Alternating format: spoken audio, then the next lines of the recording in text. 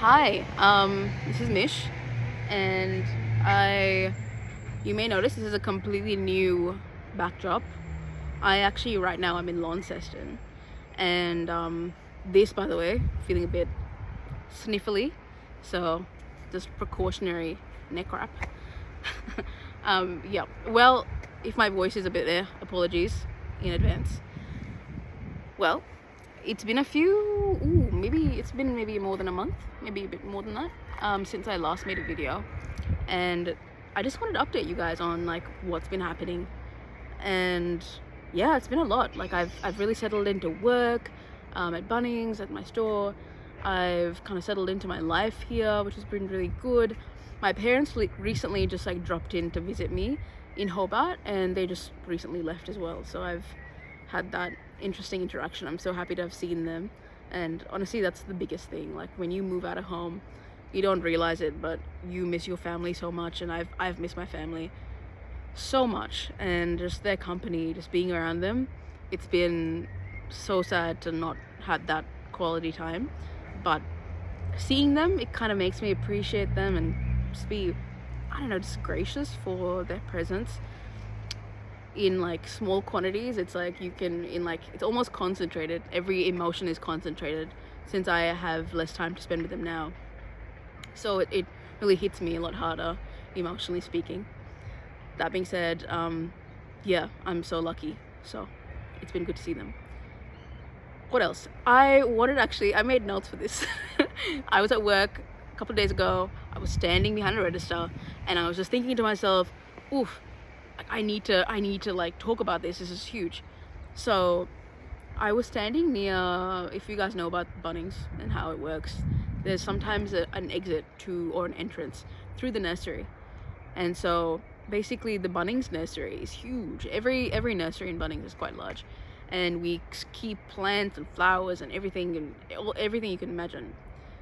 And in this particular day, I was standing behind the register and looking at all the flowers and plants and herbs and succulents out there. And it was a Saturday, so there was lots of people, and it was reasonably busy. And I saw how much people spent their time and their money, really, looking at these plants and picking flowers. And it kind of struck me that moment how much we love beauty as human beings. God has made us to love to create things, to be a part of a much bigger thing than what we do. Like, for example, like everyone works, right? And all of us, it kind of feels this sense of wanting to help, and wanting to kind of have some sort of reason for our existence. And that may seem a bit excuse me, maybe a bit vague, a bit, but I feel like work, gives us a sense of purpose.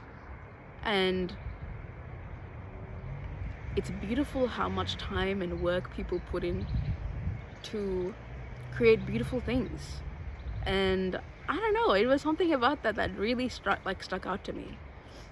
I think it's lovely that people spend their time and put a lot of their effort into cultivating a garden and making it beautiful and trying to help the growth.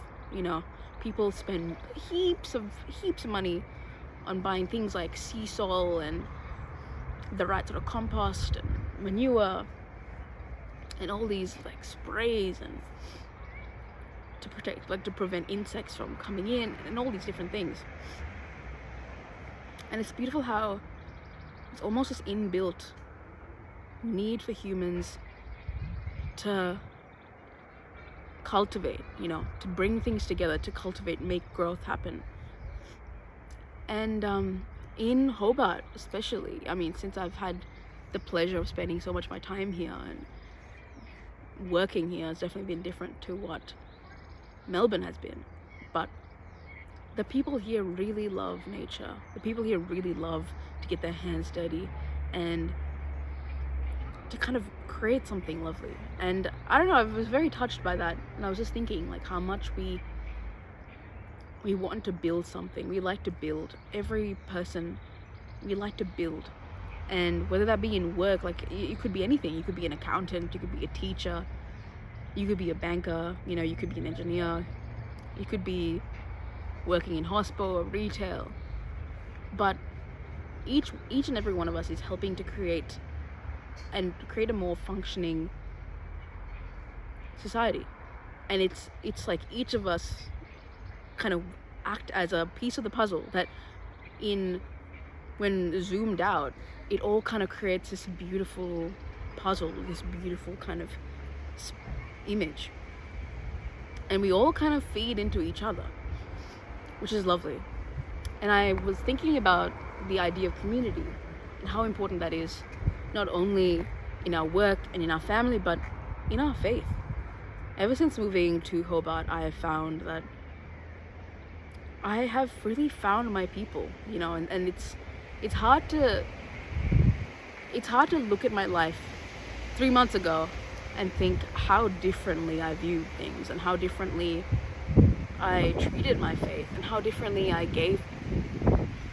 how much time I really gave my faith to help myself grow in that way and get closer to God.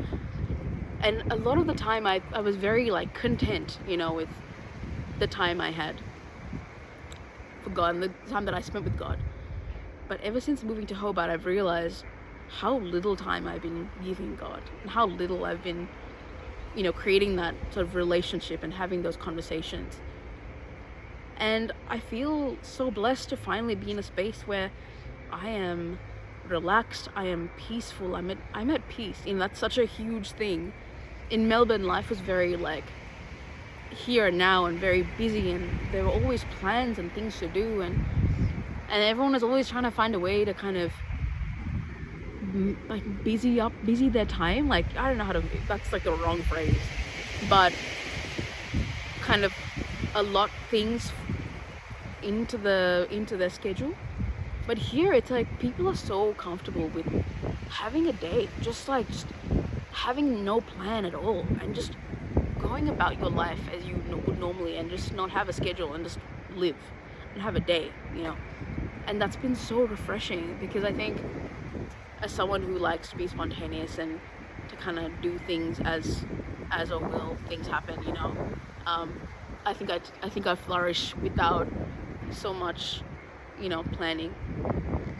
But I have found a lot of peace with where I am, and I realize there's a lot more to be done. There's a lot more time I need to give, but I've got a good starting spot. Like, my foundation is strong, and I'm very grateful for that. And the people that I met here have been such a big part of that. So like for you guys, like back wherever you are located, wherever you live, just remember how important that is. That your people, super important. Changes the way that you look at life, the way that you talk, the way that you think, the way that, like, the sort of music you listen to, the sort of movies you want to watch, the sort of books you want to pick up. Like, it changes everything. The people you're around. I have come to realize how precious each person is in my life, and I feel so like honestly goosebumps. I feel absolutely blessed to have the people that I have in my life, and to the friends I've like left behind, to the friends that, you know, that I have left back in Melbourne. I miss them. I miss them so much. But I feel like I'm becoming a new person, you know, and the first time I went back to Melbourne during the mid-semester break for uni, I was really nervous because I had realized this change was happening. I realized, yes, like there's a lot going on, and I've changed so much as a person. I was worried, like, will I fit back into that same group? Will I still talk to them like I did? Will we still have that really strong friendship? But thankfully we did, you know. Thankfully I was able to talk to these people and my friends and feel a sense of connection. But now I feel like There are people in my life that I know I never have to worry about abandonment. I never have to be worrying about being judged. I'm around such love right now that I just constantly feel embraced. That, by the way, I'm right next to a school. Next door is a school to this retreat center that I'm at right now. So, yeah, anyway, moving on, moving on. Yeah, I feel very lucky. But I definitely implore you to take haste, find your people. Find the people that really kind of set your soul free, you know, that you're able to just be yourself with. To start those weird conversations, to have those interesting moments, to, you know, people that are open-minded, you know, that will understand you. And at least try to, you know, even if you are a complex human, like most of us are. And to give your faith more time. You know, give more of yourself to God. It may be in the smallest of things, you know, but be around the people that help you get closer to God. Spend your time with people who love God and love you. It's been amazing. It's been an amazing couple of months, and I feel so blessed and loved, and I'm so happy. I'm so happy. There are moments where, of course, like any other human, I feel lonely, I feel alone.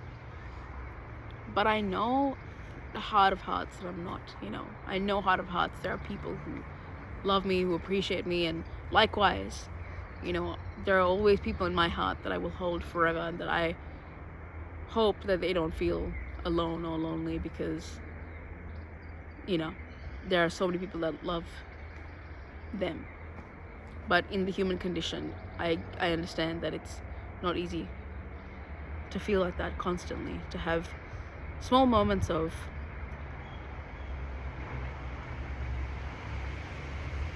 loneliness, I guess. And most importantly, guys, oh my gosh, be just happy, yeah? Like, just, there are moments where we worry about a lot of things that we can't control and that we can control. But life is short, and I know that's like something that a lot of people say. They're like, life is so short, why do we worry, blah blah blah blah. But in truth, it is. And usually the things we worry about don't mean much in the future. So I just hope that whoever does watch this, or even honestly gets this far, just know that you're not alone. To find your people, find your friends, find the people that you love, that love you and love God, and spend time with family, whoever you consider family, and give God more time. And surround yourself with beautiful things like nature, like flowers. It's worth it. It makes your life so much more full and joyous. So, thank you guys. God bless. It's been great. Bye.